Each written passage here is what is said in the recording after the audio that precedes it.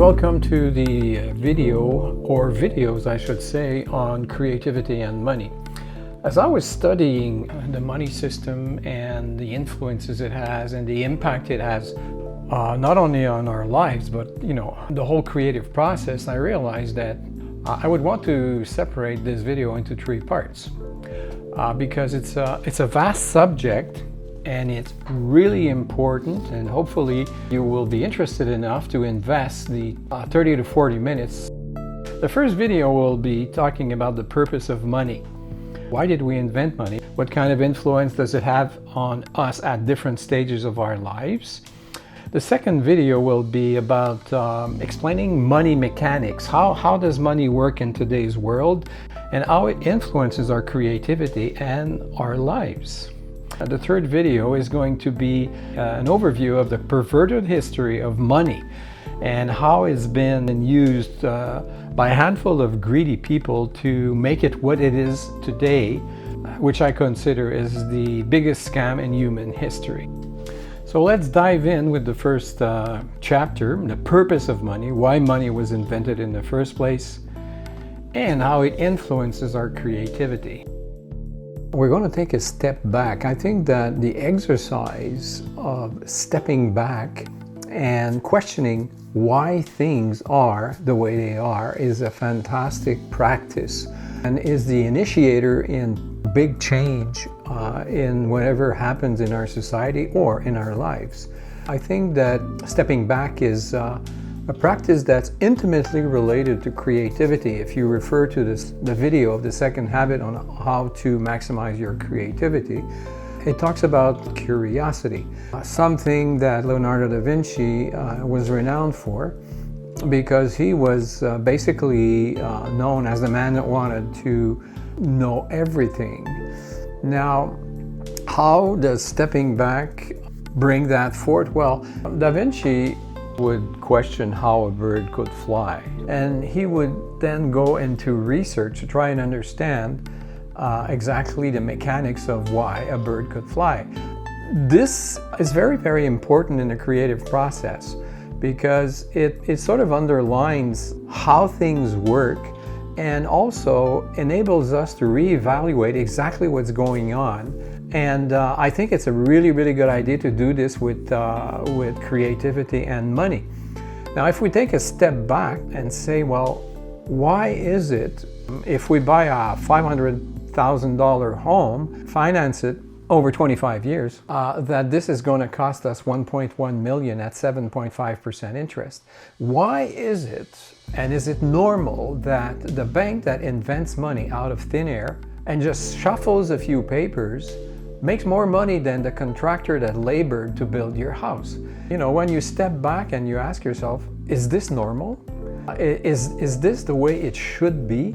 I think that, like with the monetary system, we have such an unbelievable trust in the mechanics of money because they've been around for centuries, if not millennia. I, for one, didn't question the monetary system for the better part of the first 20 years of my adulthood because I trusted the ancestors that came before us in finding a system that worked and was good for everybody, until I took that step back and I said, why are things the way they are? And is it logical that a country has $35 trillion in debt? And that sort of shackles you in perpetual taxation slavery. So that's an introduction of what we're going to talk about, the relationship between creativity and money. Now, I want to start by saying that creativity is not money dependent. But if we take a good look at why the human race invented money in the first place, and see how it's become the greatest scam in human history. We invented money to exchange our creativity, which is our ideas, our goods and services, in a more efficient way. The crazy thing is that we've only made a single mistake when it comes to money, and practically nobody sees it or wants to talk about it, especially politicians, because all parties work for the same boss, namely the financial elite, because it's their money that elects them. It costs hundreds of millions of dollars to elect a president or a prime minister, and as such, democracy is only an illusion. Elections are first and foremost gigantic marketing campaigns. If you look at it, in all objectivity, you will realize that this is exactly what's happening. It's not necessarily the wisest or the most worthy candidate that gets elected, because you need this gigantic monetary backing. But what is unbelievably surprising is that a convicted felon, a known rapist, is even allowed to run for presidency. And there doesn't seem to be any mechanism that obliges every candidate to be undergoing psychiatric evaluation and to see if they are fit to be president. I mean, it's probably the most powerful job on the planet, so I think it'd be a really good idea if we can evaluate the person's wisdom coefficient, his intellectual coefficient, and of course his ability to govern, and somehow prove that he's mentally fit to govern a nation. Now, the mistake we made regarding money is that we allowed a handful of greedy bankers to control money, and it took me roughly 20 years to get this. This was before the internet, of course. Since then, there's plenty of fact sharing, and it's now accessible to everyone that's interested, except the school system, obviously, which keeps everybody stupid about the monetary system, lest we finally wake up. Hopefully this will happen before the next step, which I believe will be the invention of a digital currency that we usually call CBDC. That will control all of us even more. But the solution already exists and is known as cryptocurrencies that cannot be centrally controlled. It's the complete opposite of the present money system. It rhymes with personal freedom. And I do hope that humanity will be aware enough and understand it well enough to be able to demand it and reject the CBDC that's probably going to come around.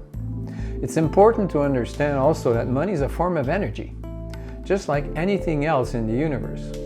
An abundance of energy amplifies. It amplifies our talents as well as our faults. When studying lottery winners, I had a great time reading a few books on that. I realized that people that are basically happy are happier when they win the lottery. And, surprisingly, people that are basically neurotic are even more neurotic after winning. The monetary system can stifle creativity. This is why it's so important to take a step back and look at it, because it does that at different stages of our lives in various ways. The way it impacts children is different than the way it would impact adults and the elderly. In children, it produces a limited access to resources. Children from lower income families might lack access to creative materials and activities, which can inhibit the development of their creative skills. It also promotes an avenue of education focused on standardization. Schools often emphasize standardized testing and core academic subjects over creative subjects like art and music, due in part to funding priorities. This focus can reduce opportunities for creative exploration. It also creates a pressure to conform. Financial constraints can pressure children to follow more traditional and safe careers rather than pursuing creative passions, reinforcing conformity over creativity. Now, in adults, it creates economic pressure. The need to earn a living can force adults to take jobs that are stable but not creatively fulfilling. I think every man and woman has at the forefront of their life plan to have a family and to have children. I think that most women want to have one child in their lifetimes. And I think that the way the money system is structured preys on the family model. So as an adult, you'll be also influenced by market-driven creativity. So the result in this is that creative professionals often have to tailor their work to market demands to make a living. This commercial pressure can stifle artistic innovation and push creators to produce what's popular or profitable rather than what is truly original. I know that I, as a professional photographer, especially in the beginning of my career, I felt driven to commercialize my look, my style, and take on a great deal of commercial assignments so that I could afford the equipment, the studio, and the personnel to be able to have a sizable studio. It's a compromise, but I was able to insert in my commercial work a certain degree of creativity. The high creative work that I always wanted to do was rather stifled by these demands and took me out of the mindset you have to flow with or to pursue as if you're in a boat in a river. And having to step out of this flow is like bringing your boat on shore to do a commercial work, and then you have to get back into the creative flow of your river. How does the monetary system influence creativity for the elderly? Well, let's look at fixed incomes. Many elderly individuals live on a fixed income. There's only about 3 to 5% of the people that retire with the same income they had when they were working. So all of this limits your ability to purchase material or participate in creative activities. Another roadblock to creativity as you get older is the cost of healthcare. High healthcare costs can consume a significant portion of an elderly person's budget, leaving little for creative pursuits. So in summary, the monetary system can impact creativity at different life stages by restricting access to resources, imposing economic pressures, and undervaluing creative work, thereby limiting individual ability to explore and express their creativity fully. Now, if you extrapolate all of this, you'll find out that this taxation, interest-bearing system is essentially designed to kill people's aliveness and personal joy.